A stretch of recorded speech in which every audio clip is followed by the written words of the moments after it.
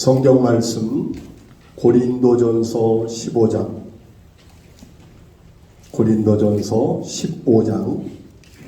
1절에서 11절인데 먼저 1절부터 8절까지를 같이 읽겠습니다.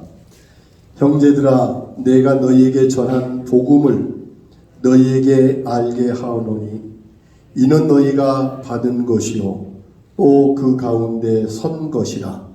너희가 만일 내가 전한 그 말을 곧게 지키고 헛되이 잃지 아니하였으면 그로 말미암아 구원을 받으리라. 내가 받은 것을 먼저 너희에게 전하였노니 이는 성경대로 그리스도께서 우리 죄를 위하여 죽으시고 장사 지낸 바 되셨다가 성경대로 사흘 만에 다시 살아나사 게바에게 보이시고 후에 12 제자에게와 그 후에 500여 형제에게 일시에 보이셨나니 그 중에 지금까지 대다수는 살아있고 어떤 사람은 잠들었으며 그 후에 야고보에게 보이셨으며 그 후에 모든 사도에게와 맨 나중에 만삭되지 못하여 난자 같은 내게도 보이셨느니라. 이제 11절입니다.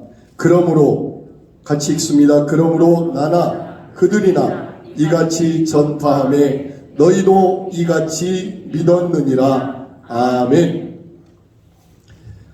바울 사도는 복음을 전할 때 정확하게 세 가지를 강조하여 복음을 전합니다. 또한 베드로 사도 역시 사도행전을 통해서 보면 정확하게 세 가지가 강조됩니다. 그래서 우리 성경은 조금 다르게 번역이 되어 있지만 공동 번역을 보면 내가 전해 받은 가장 중요한 것을 여러분에게 전해 드리겠습니다 라고 본문 1절을 기록하고 있습니다. 가장 중요한 것, 그것이 무엇이냐라는 것입니다. 그리고 나서 2절에서 다시 우리가 본 것처럼 만약 내가 전한 그 말을 굳게 지키고 헛되게 믿지 않으면 그로 말미암아 무엇을 얻을 것이다? 구원을 얻을 것이다. 지금 이제 전할 그 내용을 굳게 지키고 바르게 믿으면 무엇을 얻는다? 구원을 얻는다는 말씀입니다. 이 구원이 바로 이제 3절 같이 읽겠습니다. 내가 받은 것은 먼저 너희에게 전하였노니 이는 성경대로 그리스도께서 우리 죄를 위하여 죽으시고. 먼저 죄송한 말씀을 드리는 건 이 3절에 우리가 많이 인용하고 있는 내용이지만 문법적인 오류가 하나 있습니다. 이건 번역의 실수인데 우리 죄를 위하여라고 표현된 번역은 문법적인 오류입니다. 예수님이 죄를 위하여 돌아가신 것이 아니라 그 죄를 해결하기 위해 또 죄를 없이 하기 위하여 라고 번역을 해야 되는데 위하여라는 이 말은 도와주는 것입니다. 죄가 더 있게 하거나 죄가 더 강해지게 하는 표현입니다. 그래서 이 표현은 내용적으로 잘못된 표현이기 때문에 우리가 참고적으로 기억하셔서 예수님은 나의 죄, 우리들의 죄를 해결하기 위하여 라고 그렇게 기억하시는 게 좋을 것 같습니다. 그런데 여기에 중요한 것은 성경대로라는 말씀입니다. 무엇대로요? 성경대로. 이것은 하나님께서 예수 그리스도에 대하여 약속하실 때, 메시아에 대하여 약속하실 때 인류의 구원자, 6월절의 어린 양, 또 아사셀의 어린 양으로 이 땅에 오실 것을 말씀하셨고, 그 메시아로 말미암아 유대인들이 구원을 얻을 뿐만 아니라 인류의 구원을 하나님이 약속하셨습니다. 그래서 예수님은 성경대로 오셨고 성경대로 죽으셨습니다. 그래서 우리가 복음서를 읽다 보면 예수님께서 내 때가 아직 안 되었다 라는 말씀을 하시다가 어느 때는 이제 때가 되었다, 함께 가자, 이런 말씀들을 하는 내용을 봅니다.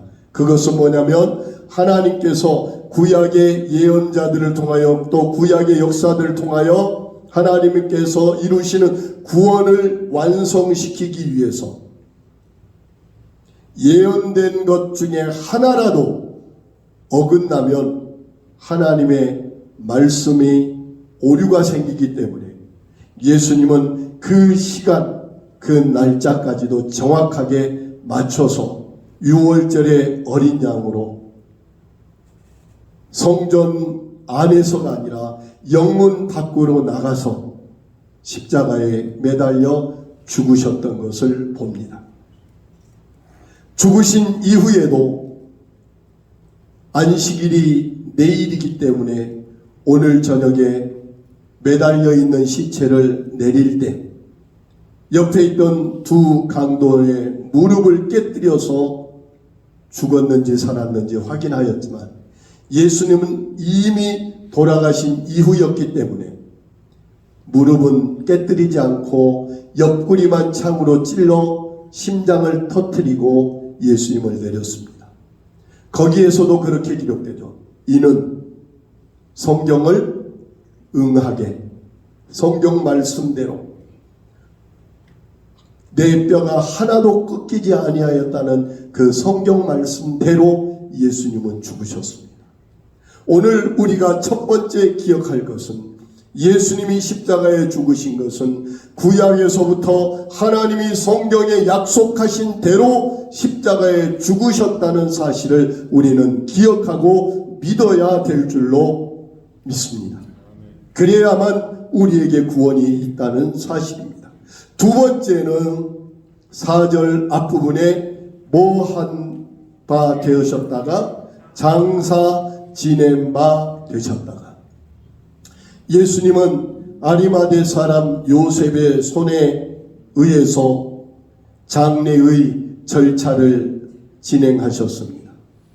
니고데모가 가지고 온 그러한 향품을 몸에 바르고 세마포로 몸을 싸서 처음 새롭게 판 동굴 속에 새로운 무덤에, 아무도 앞에 묻혀 있지 않았던 그 무덤에 예수님은 안치되어 장사 지낸 바 되었습니다. 그런데 성경에서 재밌는 이야기를 하고 있습니다. 예수님의 무덤만큼은 사람들이 거기에 인봉하였다, 도장을 찍어서 그 무덤 문을 훼손하지 못하도록 도장을 찍어서 인봉을 하였고, 로마의 군인들로 하여금 그 무덤을 지키게 하였다는 특별한 내용이 나옵니다. 왜 그럴까요? 이 세상의 모든 권력과 이 땅의 모든 것은 주님의 역사를 돕는 것이 아니라 공중권세자분자 사탄의 역사이기 때문에 하나님의 일을 방해하고 주님의 일을 방해하는데 이 모든 역사는 돌아갑니다. 아담 이후에 죄가 이 땅에 들어온 인류에게는 우리가 죄와 피 흘리기까지 싸우지 않으면 결국 사탄의 손에 우리는 넘겨질 수밖에 없는 우리 인생임을 우리가 알게 됩니다. 그래서 그들은 예수 그리스도께서 평소에 하셨던 내가 많은 고난을 당하고 죽은 후에 다시 살아날 것이라는 말씀을 믿지는 않았지만 그들은 기억했습니다. 그래서 그렇게 말하죠. 혹시 예수의 시체를 누가 도둑질해다가 가져가서 다른 데 숨겨놓고 부활했다고 거짓 소문을 퍼뜨릴까 두려우니 이 무덤을 군인들로 하여금 어떻게 하자? 지키게 하자라고 말했던 것입니다. 생각해 보십시오. 유대인들의 믿음의 조상 아브라함의 무덤, 임봉했다는 말도 없고 군인들로 지켰다는 말도 없고 한 사람이 옆에서 보초를 섰다는 말도 없습니다. 이스라엘이라고 하는 야곱, 이집트의 총리였던 요셉, 그 어떤 사람도 무덤을 지켰던 사람은 없습니다. 그런데 누구의 무덤은, 예수님의 무덤은 병사들이 지켰습니다. 왜냐하면 그 무덤에서 부활의 역사가 시작되기 때문입니다. 지난주까지 우리가 살펴왔던 것처럼 십자가는 우리에게 고난이 되고 우리에게 고통이 되고 우리에게 죽음이 되지만 죽지 않으면 부활을 할 수 없기 때문에 십자가를 통과하지 않으면 부활의 영광을 맞이할 수 없다는 걸 우리가 지난 시간들을 통해서 살펴봤습니다. 예수님도 역시 무덤에서 잠들어 계셨습니다. 그렇지만 병사들로도 예수님의 부활을 막을 수 없었고 인봉하는 것으로도 예수님의 부활을 막을 수가 없었습니다. 약속하신 대로 안식 후 첫날 새벽 이런 시간에 예수님은 이미 부활하셨습니다. 요한복음 20장을 보면 예수님의 부활한 현장에 제자들이 달려 들어가서 그 무덤을 봤을 때 몸을 쌌던 세마포는 잘 접어져서 한편에 있었고 얼굴을 쌌던 천은 다른 곳에 놓여 있었더라 라고 정확하게 기록을 하고 있습니다. 사랑하는 성도님들이여, 예수님은 무덤에서 머물러 있을 수 없었습니다. 왜냐하면 무덤은 죽은 자들이 있는 곳입니다. 왜냐하면 무덤은 영원한 멸망의 자리입니다. 그런데 예수님은 그곳을 계속 그곳에 머물러 계실 수가 없는 것입니다.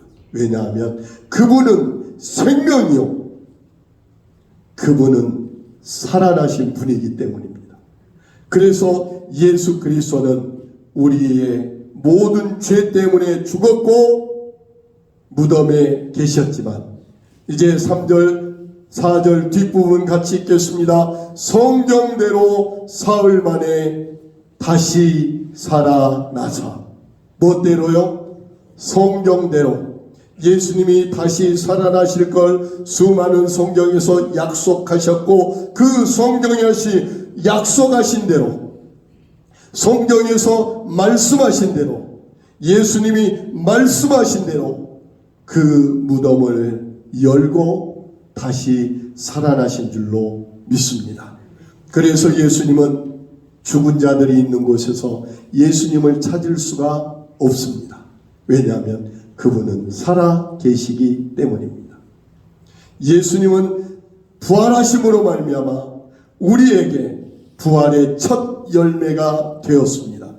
우리가 읽지 않았지만 그 뒤에 20절 보면 그러나 이제 그리스도께서 죽은 자 가운데서 다시 살아나사 잠자는 자들의 첫 열매가 되셨도다. 사망이 한 사람으로 말미암았으니 죽은 자의 부활도 한 사람으로 말미암는도다. 아담으로 말미암아 인류의 사망이 왔지만 이제는 예수 그리스도의 부활로 말미암아 인류가 죽음에서 생명으로 옮겨지는 부활을 누리게 될 줄로 믿습니다. 이 모든 것이 다 성경대로입니다. 그래서 제자들은 이 세 가지를 목숨을 걸고 전했습니다. 예수님은 십자가에서 우리의 죄를 해결하기 위하여 죽어 주셨습니다. 그리고 무덤에 누우셨다가 3일 만에 성경에서 약속하신 대로 다시 살아나셨습니다. 그리고 우리가 읽은 11절처럼 너나 그들이나 나나 이같이 전파하고 너희도 이같이 믿었느니라. 우리도 이것을 믿으면 구원을 얻게 될 줄로 믿습니다. 이것을 믿을 때 사는 역사가 나타납니다. 우리가 무엇을 믿어야 구원을 얻습니까? 예수님은 나의 죄를 해결하기 위하여 십자가에 죽으셨습니다. 그리고 무덤에 장사되었습니다. 완전한 죽음을 가져왔습니다. 그러나 예수님은 무덤에 머무를 수 없고 다시 살아나셔서 산자들의 첫 열매가 되셨고 우리에게 생명을 주신 분입니다.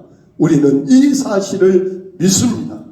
로마 군대가 방해해도 그 사실을 믿고 전파했고 그 후에 많은 사람들이 성경을 불태우며 믿는 자들의 목을 치며 불에 태우는 역사가 계속됐어도 그들은 굴하지 않고 예수님은 나의 죄를 해결하기 위하여 죽으셨다. 그리고 무덤에 갇히셨다가 다시 살아나셨다는 이 사실을 증거하고 또 증거하여 오늘 우리도 그 사실을 믿고 이 부활절 기쁨의 예배를 드리게 됩니다. 사랑하는 성도님들이여, 이 사실을 믿어야 합니다. 그래야 구원을 받습니다. 이 사실을 헛되이 믿지 않으면 구원을 얻는다고 약속하신 이 말씀을 우리가 기억합시다. 그래서 성경대로 죽으시고 성경대로 무덤에 계셨다가 성경대로 다시 사신 예수님이 바로 나의 구주, 나의 하나님이 되시고 나의 소망이 되십니다. 그 사실을 믿음으로 내가 믿고 또 그 사실을 전파하는 우리 모든 성도들이 다 되기를 간절히 축복합니다. 기도하겠습니다. 우리는 예수 그리스도의 죽으신 사실을 확실히 믿습니다. 그리고 무덤에 장사된 것도 믿습니다. 그러나 무덤에 머물러 있을 수 없고 그 무덤을 열고 다시 살아나신 예수님의 부활을 분명히 믿습니다. 그래서 우리가 이 땅을 살아갈 때 힘들고 어려워도 부활의 신앙을 가지고 부활의 능력을 가지고 부활의 소망을 가지고 살아갈 수 있도록 우리와 함께하여 주옵소서. 예수님 이름으로 기도하옵나이다. 아멘.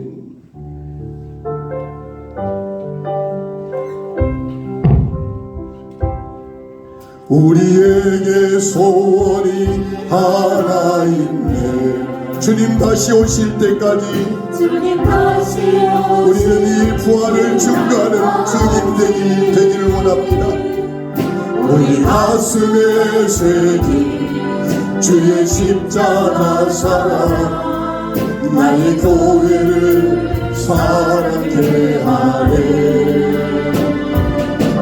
주의 교회를 향한 우리 마음, 희생과 포기와 가난과 고난, 하물며 죽음조차 우리 막을 수 없네. 우리 교회는 이 땅의 희망, 교회를 교회되게, 예배를 예배되게, 우리를 부활의 증인으로 확신을 가지고 예배하는 예배자로 사용하옵소서. 오늘 임하도록 우리를 사용하소서. 하나님 아버지, 사랑하는 성도들이 부활의 확신을 가지고 이 분명한 복음의 사실을 믿고 소망 가운데 세상으로 나갑니다. 어렵고 힘든 세상 속에서의 믿음의 싸움이 우리 앞을 가로막고 있어도 오직 부활의 주님을 믿고 의지함으로 세상을 이겨내는 믿음의 승리자들이 다 되게 하옵소서. 이제는 우리 주 예수 그리스도의 은혜와 하나님 우리 아버지의 영원한 사랑하심과 성령의 감동하시고 교통하시고 역사해 주신 은혜가 부활의 소망, 부활의 확신, 부활의 생명의 능력으로 살아가기 원하는 우리 외국교회 모든 성도들 위에와 함께 예배하는 모든 성도들 가운데 영원토록 함께 계시기를 간절히 축원하옵나이다. 아멘.